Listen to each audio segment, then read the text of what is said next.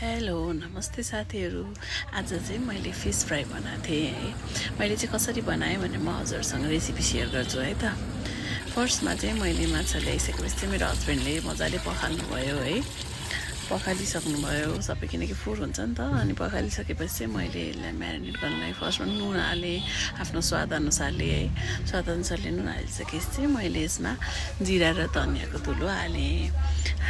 यसमा जिरा र धनियाँको धुलो हालेपछि मैले बेसार हालेँ। बेसार हालेर मैले फिस मसला पनि हालेको थिएँ है। फिस मसलाको चाहिँ भएन, फिस मसला हालेँ। अनि मेरो हस्बेन्डले अदुवा लसुन हाल्नुभयो। अदुवा लसुनले चाहिँ माछाको त्यो जुन स्मेल आउँछ नि त्यो जान्छ है।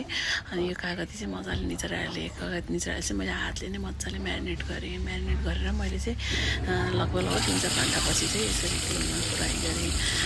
फ्राई गर्दाखेरि चाहिँ तोरीको तेलहरू नै मिठो हुन्छ। जे पनि हामीलाई चाहिँ त्यही बानी लगाएर हो कि हाम्रो चाहिँ तोरीको तेल नै मिठो लाग्छ है।